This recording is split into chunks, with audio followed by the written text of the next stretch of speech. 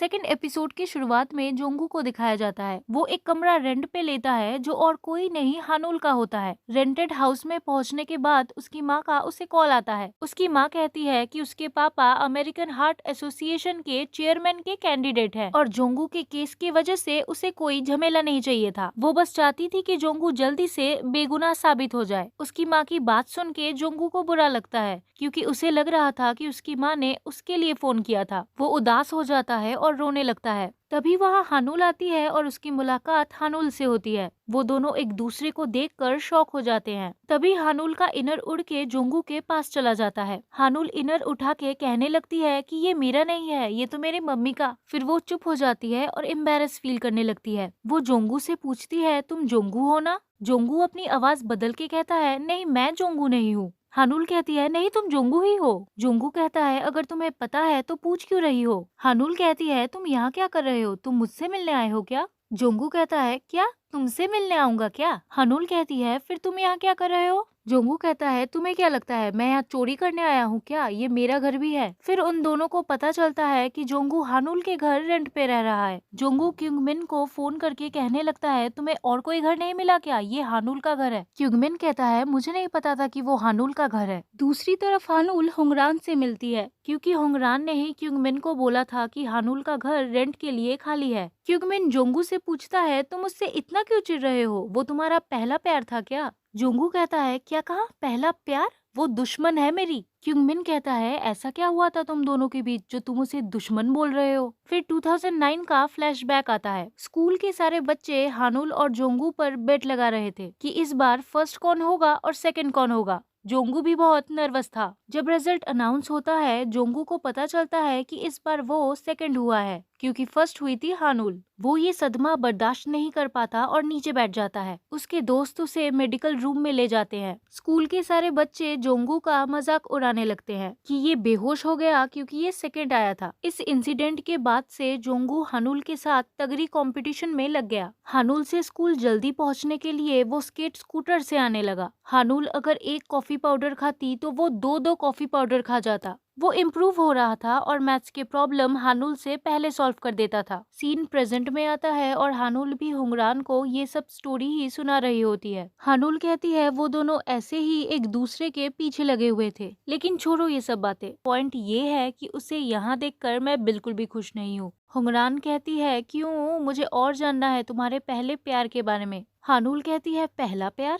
हुंगरान कहती है, हाँ, इतना कंपटीशन और इतना आर्ग्यूमेंट होने के बाद लास्ट में एक दूसरे को लाइक करने लगे होगे ना तुम लोग। हानुल कहती है, नहीं ऐसा कुछ भी नहीं है। हुंगरान कहती है, अच्छा तो फिर ये सब बातें तो तुम मुझे फोन में भी बता सकती थी, यहाँ बुलाने की क्या जरूरत थी? हानुल कहती है, मुझे कुछ और बारे में बात करनी थी। एक्चुअली मैं थोड़ी परेशान हूँ, मैं डिप्रेस्ड हूँ। हुंगरान कहती है, डिप्रेस्ड? आज के जमाने में तो सभी डिप्रेस्ड हैं। एक्चुअली हुंगरान उसे सीरियसली नहीं ले रही थी। वो सोचती है कि हानुल टॉपिक चेंज करने के लिए कुछ भी बोल रही है। वो हानुल से कहने लगती है, प्लीज पूरी बात बताओ ना, आधा क्यों छोड़ दिया तुमने? वैसे वो कैसा दिखता है? क्यूट है क्या? तुम दोनों डेट करने वाले हो क्या? हानुल कहती है, क्या बोल रही हो तुम? उसे भूल जाओ, वैसे भी वो वहाँ से बहुत जल्दी चला जाएगा। हुंगरान कहती है, चला जाएगा? क्यों? हानुल कहती है, मुझसे हारने के बाद वो क्लास में फेंट हो गया था। तुम्हें लगता है वो मेरे घर में रुकेगा? दूसरी तरफ जोंगू को दिखाया जाता है। वो भी यही सोचता है कि इस घर में तो मैं नहीं रुकने वाला। लेकिन रेंट अग्रीमेंट पढ़ने के बाद उसे पता चलता है कि अगर उसने घर खाली कर दिया तो उसे अपने डिपॉजिट वापस नहीं मिलेंगे। हानुल अपने घर आ रही होती है, तभी उसका रास्ता जोंगू रोक लेता है। हानुल कहती है, क्या बात है, लड़ना है क्या तुम्हें मुझसे? जोंगू से कहने लगता है कि अभी वो घर खाली नहीं कर सकता क्योंकि वो अभी उस पोजीशन में नहीं है। वो उसे उसकी सिचुएशन समझाने लगता है, बट हानुल कहती है, ठीक है रह लो यहाँ पे। जोंगू बहुत इमोशनल हो जाता है कि हानुल कितनी अच्छी है। फिर हानुल कहती है, मुझे कोई फर्क नहीं पड़ता कि तुम जैसा कोई यहाँ रह रहा है या नहीं रह रहा। जोंगू कहता है, ये क्या बात हुई? ऐसे कैसे कह सकती हो तुम? इससे अच्छा तो मैं चला ही जाता हूँ। वैसे भी मेरे ऊपर 3.7 बिलियन वॉन का कर्जा है, थोड़ा और कर्जा हो जाएगा तो कुछ फर्क नहीं पड़ेगा। हानुल कहती है तुम्हारे ऊपर 3.7 बिलियन वॉन का कर्जा है। जोंगू कहता है ये तो कुछ भी नहीं है, मेरे ऊपर तो 10 बिलियन वॉन का कर्जा था। फिर वो अपनी स्टोरी सुनाने लग जाता है, बट हानुल को कोई इंटरेस्ट नहीं होता, वो उबासी लेने लगती है। जोंगू कहता है ये क्या था, मैं तुम्हें अपनी दर्द भरी कहानी सुना रहा हूँ और तुम उबासी ले रही हो। हानुल कहती है मुझे माफ करना, मुझे नहीं पता था तुम इतनी लंबी चौड़ी स्टोरी सुनाने लग जाओगे। चलो आई होप तुम जल्दी ही यहाँ से चले जाओ। फिर वो वहाँ से जाने लगती है। जोंगू कहने लगता है कितनी रूड है ये। तभी वहाँ हानुल के मामा आ जाते हैं। जोंगू उन्हें कहने लगता है कि मैं आपको नहीं कह रहा था, मैं तो उस लड़की को कह रहा था। हानुल के मामा कहते हैं वो लड़की मेरी भांजी है। ये बोल के वो वहाँ से चला जाता है। तभी वहाँ हानुल का भाई बादा आता है। जोंगू उससे कहने लगता है कि इस रेस्टोरेंट के मालिक कुछ ज्यादा ही गुस्से वाले हैं ना। फिर बादा कहता है वो मामा है मेरे। अब जोंगू के पास बोलने के लिए कुछ भी नहीं होता, वो वहाँ से चला जाता है। जोंगू सोचने लगता है कि इसकी मम्मी, इसकी मामा, इसकी भाई सब एक ही जगह रहते हैं। वाह क्या भरा पूरा परिवार है, कितना अच्छा लगता होगा अपने लोग जब आसपास रहते हो। फिर वो अपने कमरे में चला जाता है, लेकिन उसके पीछे एक आदमी को दिखाया जाता है जो उसका पीछा कर रहा था। सीन शिफ्ट होता है बादा पर। वो अपनी माँ से कहता है ये लड़का जो हमारे यहाँ रहने आया है वो मुझे जाना पहचाना सा लग रहा है। उसकी माँ कहती है वो एक डॉक्टर है। बादा कहता है फिर तो मैं उसे नहीं जानता। अच्छा एक बात बताओ, ऊपर के रूम में इतनी जगह है कि 2 लोग वहाँ पे रह सके? हानुल की माँ कहती है 2 लोग, एक ही तो लड़का रहता है वहाँ। बादा कहता है अच्छा, लेकिन मैंने तो एक और लड़के को ऊपर जाता हुआ देखा। सीन शिफ्ट होता है जोंगू पर। वो अपने दरवाजे के बाहर एक आदमी की परछाई देखता है। वो बाहर निकल के चेक करने लगता है, लेकिन उसे कोई नहीं दिखता। सोते टाइम जोंगू को वही ऑपरेशन थिएटर का सपना आता है और वो बहुत डर जाता है। जोंगू सुबह सुबह जॉगिंग के लिए निकल जाता है। वो बहुत परेशान होता है। घर लौटकर वो देखता है कि हानुल काम पर जा रही है। वो सोचने लगता है कि हानुल को अवॉइड करना बेटर रहेगा, वरना मैं और परेशान हो जाऊंगा। सीन शिफ्ट होता है देओंग पर। क्योंकि उसका स्केड्यूल खाली था और क्लिनिक में एक भी पेशेंट नहीं था, उसके स्टाफ उसे कहने लगते हैं कि उसे एक यूट्यूब चैनल खोलना चाहिए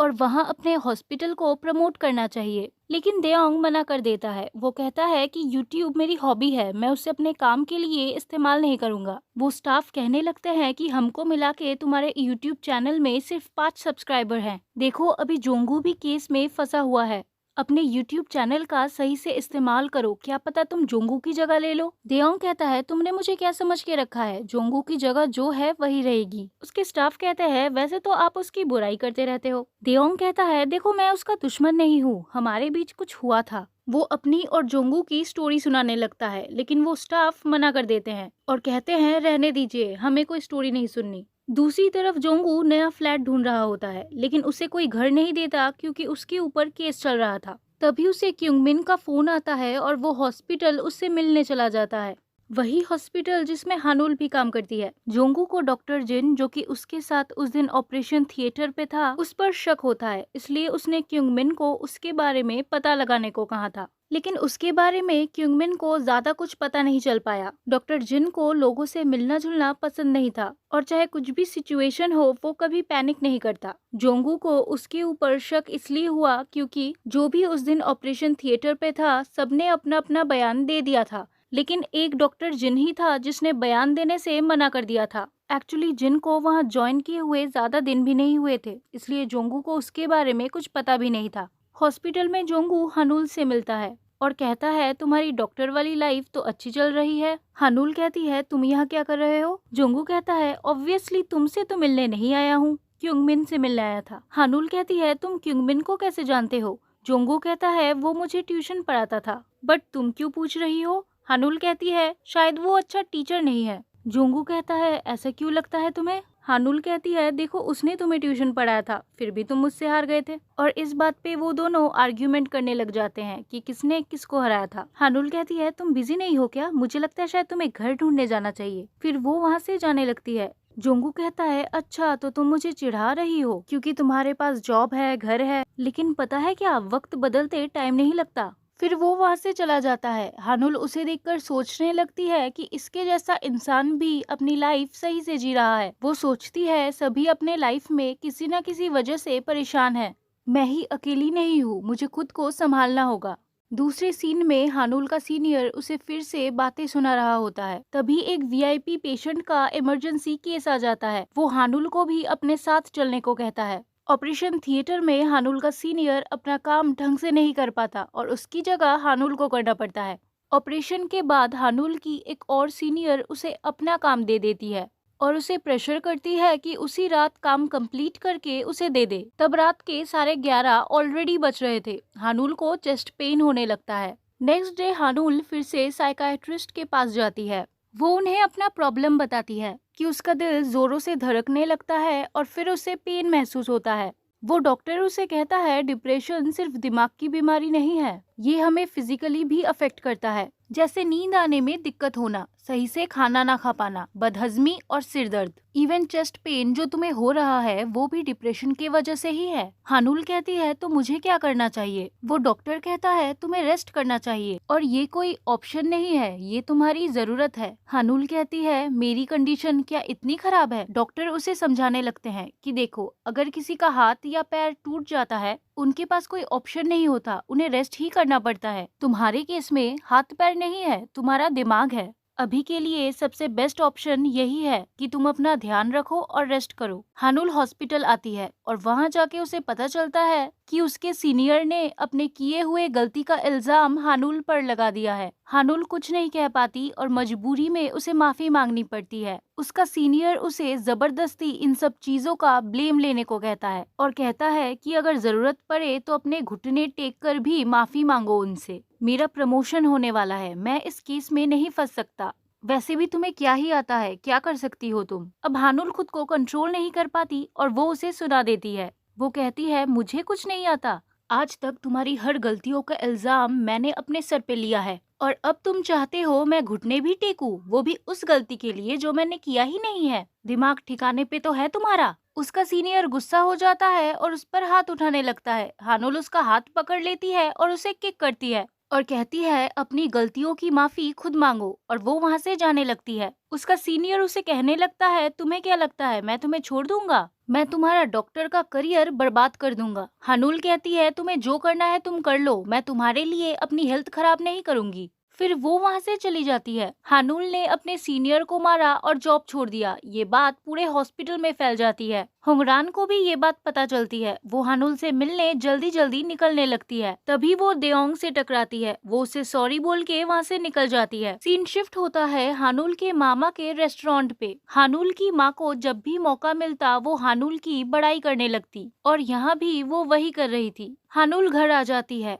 और वहाँ हुंगरान भी पहुँचती है। वो हानुल से कहती है मैंने सुना है तुमने जॉब छोड़ दी, क्यों किया तुमने ये? तुम्हें पता है ना कि तुम अगर अपने सीनियर्स को पीटोगी तुम्हें कहीं और जॉब नहीं मिलेगी। हानुल उसे कहती है तुम थोड़ा चुप रहो, मेरी मम्मी सुन लेंगी। बट उसकी मम्मी ऑलरेडी सब कुछ सुन चुकी थी। उसकी माँ उससे पूछने लगती है क्यों छोड़ा तुमने जॉब? हानुल कहती है मुझे एक ब्रेक की जरूरत थी। उसकी माँ कहती है तो तुम छुट्टी ले लेती, इतनी मेहनत करके तुम इस पोजीशन पे पहुंची हो, अपने हार्डवर्क को तुम ऐसे ही वेस्ट कैसे कर सकती हो? तुमने अपने सीनियर को पीट दिया। तभी जोंगू वहाँ से गुजर रहा होता है और ये सारी बातें सुन लेता है। हानुल की माँ कहती है दूसरों से डील करना इजी नहीं होता, ये बात मुझे पता है, लेकिन ये कोई तरीका नहीं होता। कितनी अच्छी जॉब थी ये तुम्हारी। हानुल कहती है क्या अच्छा था? इस जॉब में मेरी जो बेइज्जती हो रही थी उस बात का आपको कोई अंदाजा नहीं है। जब मैं स्टूडेंट थी 17 घंटे पढ़ाई करती थी, अब मैं काम कर रही हूँ तो भी 17 घंटे काम कर रही हूँ, उसके बाद भी मुझे डांटा जाता है। मुझे ऐसा फील करवाया जाता है कि मैं एक गधी हूँ, मुझे कुछ आता ही नहीं है, वो भी बिना किसी गलती के। हानुल की माँ कहती है सबको ही सुनना पड़ता है, डांट खानी पड़ती है, ऐसी ही चलती है जिंदगी। हानुल बहुत इमोशनल हो जाती है। वो कहती है हाँ आप सही कह रहे हो, मुझे ऐसे ही डांट खाते रहना चाहिए था और अपनी तबीयत खराब करनी चाहिए थी। उसकी माँ कहती है मैं वो नहीं कह रही। फिर हानुल कहती है मुझे डिप्रेशन है, जब मैं बहुत टायर्ड थी, मुझे रेस्ट करने की जरूरत थी, तब मैंने रेस्ट नहीं किया और अब ये एक दिमागी बीमारी बन गई है। उसकी माँ कहती है ऐसा नहीं हो सकता, मैंने तुम्हें अच्छे से पाला है, तुम्हारे लिए सब कुछ सैक्रिफाइस किया है, ऐसी कोई बीमारी तुम्हें नहीं हो सकती।